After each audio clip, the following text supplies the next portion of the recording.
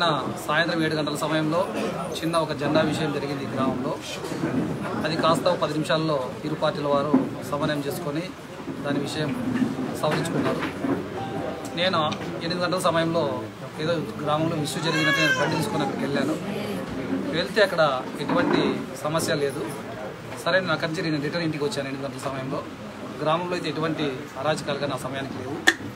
కానీ ఆ పాటికి 8 గంటల 40 నిమిషాల సమయంలో ఎస్ఐ గారు ఫోన్ చేసి గ్రామంలో ఎవరిని కూడా ఎక్కడ కూడా బయట లేకుండా చెప్పండి, ఎవరైనా జనాలు అక్కడ ఇక్కడ ఉన్నారని అనడం వల్ల నేను నా ఇంటి దగ్గర ఉన్న వ్యక్తులు కూడా 3 వ్యక్తులు నా ఇంటి దగ్గర ఉంటే మీరు కూడా వెళ్ళి పడుకోకండి, ఎస్ఐ గారు వస్తున్నారంట అని చెప్పడం వల్ల నేను ఎవరిని కూడా నా ఇంటి దగ్గర కూడా లేకుండా చేసుకోవడం జరిగింది. ఎస్ఐ గారు గ్రామంలోకి నాకు ఫోన్ చేసిన తర్వాత గ్రామంలోకి ప్రవేశించి గ్రామంలో ఎవరిని కూడా ఇంట్లో నుండి బయటికి రానికోకుండా అందరినీ గ్రామంలో ఇంటికి వెళ్ళమని చెప్పడం జరిగింది. ఆ సమయంలో దాదాపు 100 మీటర్ల డిస్టెన్స్లో ఏ వ్యక్తి కూడా గ్రామంలో లేరు. కేవలం నేను ఆ సమయం 9 గంటలు అయింది. నేను ఇంటికి వచ్చి లాక్ చేసుకొని మిద్ది మీదకి వెళ్ళాను. వెళ్తే ఎస్ఐ గారు గ్రామంలో ఎవరిని బయటకు రానికోకుండా ఆయన ఒక ఆక్షేపణ చేసి ప్రజలందరినీ బయటకు రానికుండా కంట్రోల్ చేశారు. ఆ సమయంలో ఎస్ఐ గారు వచ్చిన 10 నిమిషాలకి 2 స్కార్పియోల్లో అమర్నాథ్ రెడ్డి అనే వ్యక్తి ఒక 12 మంది సభ్యులతో వచ్చి స్కార్పియోలు లోపల పోవడం జరిగింది. కానీ ఆ స్కార్పియోలు ఏవో అని నాకు తెలియదు వాస్తవంగా. కానీ ఈయన అక్కడికి వెళ్ళిన తర్వాత ఎస్ఐ గారితో కొద్దిసేపు మంత్రాలు జరుపుకున్న తర్వాత అక్కడ ఏం జరిగిందో నాకు విషయం తెలియదు. కానీ అక్కడి నుంచి రిటర్న్ వచ్చి నా ఇంటి ముందర 2 స్కార్పియోలు ఆగి ఉన్నాయి. ఆ సమయంలో నేను మిద్ది పైన పడుకుందామని మిద్ది మీద ఉన్నా. అదే అమర్నాథ్ రెడ్డి వచ్చి రే ఓబ్లేష్ బయటకు రా అని చెప్పి నన్ను పిలవడం జరిగింది. ఆ సమయంలో నా భార్య వెళ్ళి ఇక్కడ తాళం తీయగా నేను అక్కడికి వచ్చేపాటికి దాదాపు 5-6 మంది ఇక్కడ నా ఇంటి దగ్గర ఉన్న వ్యక్తులు 5-6 మంది వచ్చారు. వాళ్ళు ఎప్పుడైతే జనాలు ఇక్కడ గలాటగా ఎందుకు వచ్చారు నా ఇంటి దగ్గర నేను ఎప్పుడైతే అన్నానో కొంత శబ్దం ఎక్కువ కావడం వాళ్ళ దగ్గర కొడివేళ్ళు తీసుకొని కొద్దిమంది వెనకాల 4 వాళ్ళ కనపలేదు. కానీ కొడివేళ్ళు 4 దగ్గర వేడి కొడవలు తీసుకుని వెనకాల ఉన్నారు 4. కానీ 8 మంది దాదాపు నా ఇంటి ముందు నిలబడినారు వాళ్ళు.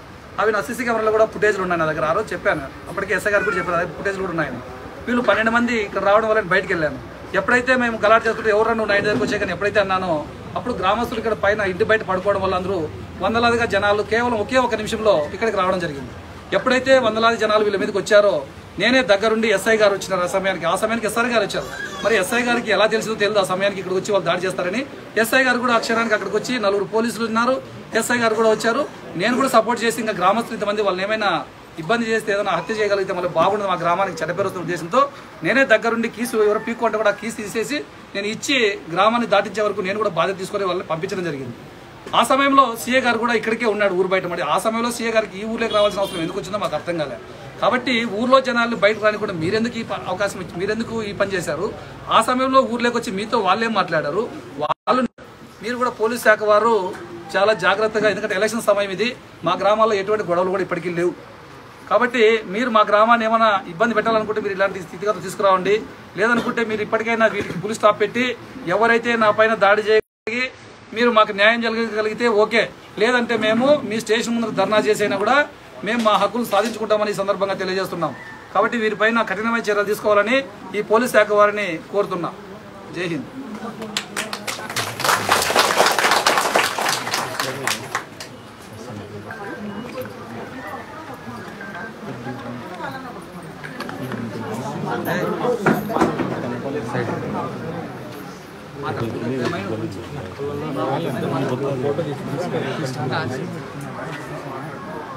అందరికీ నమస్కారాలు.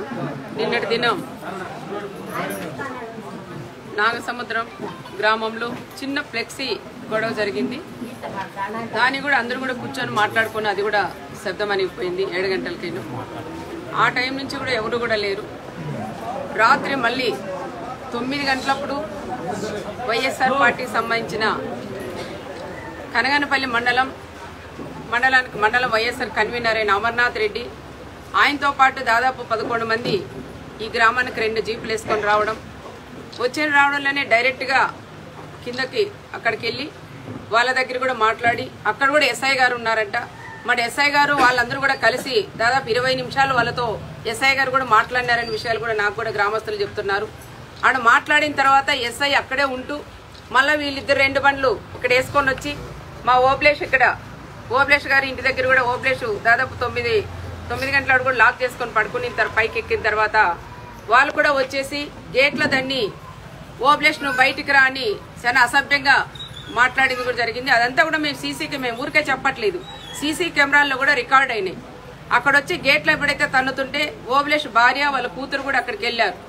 చిన్న అమ్మాయి కూడా భయపడిపోయింది. వాళ్ళు చేసే గొడవలకి ఫుల్గా తాగొచ్చి ఇష్టానుసారం మాట్లాడడం, ఆడవాళ్ళని కూడా లెక్క చేయకుండా మాట్లాడడం, ఓబ్లేష్ నువ్వు దిగిరా నిన్ను నరుకుతామని ఓబ్లేష్ కూడా బెదిరించడం, ఇవన్నీ కూడా జరిగినాయి. ఇవన్నీ కూడా చూసుకుని వెంటనే గ్రామస్తులు కూడా తెలుసుకొని ఏదో గొడవ జరుగుతుందో ఓబ్లేష్ ఇంటి దగ్గర తెలుసుకొని గ్రామస్తులందరూ కూడా పరిగెత్తి వచ్చినారు. వచ్చిన తర్వాత కనీసం ఎస్ఐ ఉన్నారు. ఎస్ఐకి మాత్రం తెలియదండి. నువ్వు ఎందుకు వస్తున్నావు, నువ్వు ఈ మండలానికి వచ్చినావు, కొత్త ఎస్ఐ అంటారు మీ డిఎస్పీ గారు. కానీ మరి నువ్వు కొత్తగా ఎస్ఐగా వచ్చిండొచ్చు. ఈ గ్రామ పరిస్థితులు తెలియదా మీకు? ఈ గ్రామంలో ఏదైనా ఇంతవరకు చిన్న గలాట్లు జరిగినాయా? మరి ఈ ఊర్లో చిన్న ఫ్లెక్సీ గొడవ ఉంటే అది కూడా మాట్లాడుకొని సెట్ చేసుకున్నారు ఈ గ్రామస్తులందరూ. మరి వచ్చిన తర్వాత వాళ్ళు 2 బండ్లు వేసుకొని వచ్చినాక వాళ్ళతో మంతనాలు జరిగినాక వాళ్ళని తీసుకొని వచ్చి ఊరు బయటకు వదలాలి. కానీ నువ్వు అక్కడే ఉండి వీళ్ళని పంపించడం ఏంటి అంటే దీని వెనక ఏముంది అనేది కూడా ఒక్కసారి మాకు కూడా అర్థం కాదు. రాజారెడ్డి అని అక్కడ శివారెడ్డి డాబాలో కూర్చోవడం, ఆటింటి అందరినీ పిలిపించడం, ఆడ మాట్లాడడం, ఊర్ల మీద పంపిణీ ఏందన్నీ ఇంత పోలీసులకు కేసులు పెడితే స్టేషన్లో కేసులు తీసుకోరు. ఇదే గ్రామానికి సంబంధించిన ఒక ఆమె ఏడుస్తా ఉంది, నా ఇంట్లో డోర్లన్నీ పగలగొట్టినా నేను, కానీ ఎవరు ఫోన్లు చేసినా కూడా పట్టించుకోలేదు, కేసు పెట్టినా ఇంతవరకు కేసు కూడా తీసుకోలేదు. ఈ విధంగా ప్రతి ఒక్కటి రోజు జరుగుతూనే ఉన్నాయి. ఈ రోజు చూస్తే కేవలం ఓబ్లేషన్ చంపడానికే వైఎస్ఆర్ పార్టీలు గూండాలు కూడా ఇక్కడికి వచ్చినారు. అమర్నాథ్ రెడ్డికి ఏం పని ఉందండి? నీ మండలంలో ఏదంటే నువ్వు చూసుకో, నీ ఊర్లో ఉంటే నువ్వు చూసుకో, పక్కన ఊరాలకు రావాల్సిన అవసరం ఏముంది మీకు? ఓబ్లేష్ ఇంటి దగ్గరకు వచ్చిన వాళ్ళందరూ, ఈ గ్రామానికి వచ్చిన వాళ్ళంతా ఎవరు కూడా ఈ మండలం సంబంధించిన వ్యక్తులు కాదు. అందరూ కనగానపల్లి మండలం బయటకు సంబంధించిన వ్యక్తులు ఈ గ్రామానికి వచ్చి చిచ్చులు పెట్టాలనుకున్నారు. ఎలక్షన్ టైం ఉందని ఇష్టానుసారం మీరు భయపెట్టాలనుకున్నారు. ఎవరైతే తండోపతండాలుగా వైఎస్ఆర్ నుంచి తెలుగుదేశంలోకి చేరుతుంటే అవన్నీ చూసి ఓరవలేక ఈ గ్రామంలో ఈ మండలంలో ఓబ్లేష్ కూడా వీళ్ళందరూ బాగా చురుగ్గా పనిచేసి పార్టీ నుంచి ఆ పార్టీ నుంచి ఈ పార్టీలకు కూడా తీసుకొస్తుంటే ఇవన్నీ కూడా చూసి ఓరవలేకే ఏదో రకంగా కేసులు పెట్టి భయపెట్టి కాళ్ళు చేతులు ఇరగొట్టి ఇబ్బంది పెట్టాలనే ఆలోచనతోనే ఆ మండలాల నుంచి ఈ మండలంలో పుట్టంగా లేరు ఎవరు పడిసేకి నువ్వు రావాలి అటు నుంచి. అసలు కనీసం నేను కూడా ఎస్పీ గారిని కూడా మేము అడుగుతున్నాం, సార్ మేము ఎప్పుడైనా ఇబ్బందులు పెట్టాలా గొడవలు పెట్టాలనే పరిస్థితులు ఎవరు మా తెలుగుదేశం లీడర్లు కూడా లేదు. కేవలం ఎలక్షన్ కోడ్ కూడా వస్తుంది. పోలీస్ శాఖ కూడా మీరు కూడా గుర్తించాలా. నేను అందరినీ కొంతమంది అంటాను వాళ్ళకి తొత్తలుగా ఉన్నారు, వాళ్ళ డ్రెస్సులు వేసుకొని మీరు పని చేశారు. ఎప్పుడు కూడా మీరు ఆ పని చేయాలంటే మీ పప్పలు కూడా ఉడకవని కూడా నేను చెప్తున్నాం.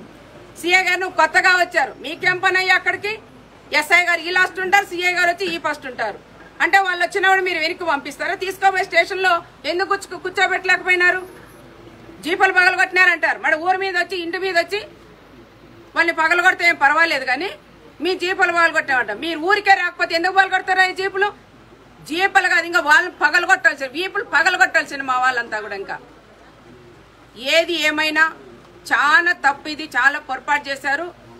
వేరే మండలంలో వచ్చి ఈ గ్రామం మీద రావడం, ఓబ్లేష్ మీద ఇంత కక్షగా ఈ విధంగా చేయడం, ఇదంతా కూడా మేము కూడా ఖండిస్తున్నాం. ఇప్పుడైనా అమర్నాథ్ రెడ్డి అనే వ్యక్తి ఎవరో కాదు, ఎమ్మెల్యే ముఖ్య అనుచరుడు, ఎమ్మెల్యే కుడి భుజం లాంటి వాడు. అన్ని రకాలుగా అవినీతిలో కూడా ఈయన పాత్రలు ఉన్నాయి. ఈయన అడ్డం పెట్టుకొని అన్ని కూడా చేస్తున్నారు. ఇంకెవరు కూడా భయపడాల్సిన అవసరం లేదు. వస్తే మేము కూడా అడ్డంగా మేము కూడా తిరుగుతాం. ఎవరు కూడా భయపడొద్దండి. ఇంకా మా వచ్చే తెలుగుదేశం ప్రభుత్వమే. మా ప్రభుత్వం వస్తే మళ్ళీ ఏం చేయాలనేది కూడా మేము కూడా చూపిస్తామని ఈ సభాముఖంగా కూడా నేను తెలియజేస్తున్నాను. మీ భయపెట్టించి ఏమో చేస్తుంటే ఉంటారయ్యా. ఈ పక్క చూడండి, ఆడవాళ్ళు రాత్రంతా మేము నిద్రపోలేదక్క. మా ఊరి మీదకి వస్తున్నారు వీళ్ళు. ఏ సంబంధం ఉంది మా ఊరికి? మా గ్రామంలో ఉండేవాళ్ళు మేము మాట్లాడుకున్నాం, గొడవలు లేకుండా మేము చేసుకున్నాం. కానీ వేరే మండలమోడు వాళ్ళకి ఏం పనిది మా గ్రామానికి అని ఈ రోజు అడుగుతున్నారు. కొడవెన్లో గొడ్డెన్లో తీసుకొని వస్తారయ్యా. ఒకవేళ బీగమే వేసుకోకుండా ఉంటే గిన ఓబ్లేష్ ఈ రోజు ఓబ్లేష్ అనే వ్యక్తి ఉండేవాడు కాదు. ఏది ఏమైనా ఎస్పీ సార్ మిమ్మల్ని కోరుతున్నాం, డిఎస్పీ గారిని కూడా కోరుతున్నాం, వెంటనే వాళ్ళని తీసుకొని వచ్చి 307 కూడా పెట్టి వాళ్ళని లోపలికి వెయ్యాలని ప్రత్యేకంగా డిపార్ట్మెంట్ కూడా నేను కోరుకుంటున్నాం. వాళ్ళలో దాదాపు 4 రౌడీ షీటర్లు కూడా ఉన్నారు. అది కూడా మీరు గుర్తించండి. మా వాళ్ళు ఏదైనా పాంప్లెట్ తీసుకొని ఇచ్చాపోతే రౌడీ షీటర్లకి మీకేం పని అంటారు. మరి మీ రౌడీ షీటర్లే ఈరోజు ఓబ్లేష్ ఇంటి దగ్గరికి ఎట్లా వస్తారు? మీ ఎస్ఐకి తెలిసే ఈరోజు ఇది వచ్చినారు. మళ్ళీ వీళ్ళు వెళ్తా అంటే సీఐ గారు ఉన్నారంట. సీఐ గారు ఆ జీప్ అడ్డం పెట్టి వాళ్ళని తీసుకొని వెళ్ళి నువ్వు స్టేషన్లో పెట్టింటే నేను కూడా శబాష్ అని చెప్పిండేదాన్ని. మరి ఎవరికి ఎవరు తత్తులో అర్థం కాని పరిస్థితి ఉంది. ఇప్పుడైనా ఎస్పీ గారు కానీ డిఎస్పీ గారు కానీ ఇది వెంటనే చర్యలు వీళ్ళ మీద తీసుకొని వెంటనే వాళ్ళకి మీద కేసు పెట్టాలని ప్రత్యేకంగా కూడా డిమాండ్ చేస్తున్నాం. తూతూ మంత్రంగా కేసులు పెట్టి వదిలితే మేము కూడా భారీ ఎత్తున వచ్చి వేలాది మంది కూడా వచ్చి ధర్నా కూడా చేస్తామని ప్రత్యేక కేసు పెట్టేంత వరకు మేము లేమని ప్రత్యేకంగా కూడా నేను తెలియజేసుకున్నాం. ఈ విషయాలు కూడా నేను కూడా ఎలక్షన్ కమిషనర్ కూడా నేను పెడతానని ప్రత్యేకంగా కూడా నేను తెలియజేస్తున్నాను.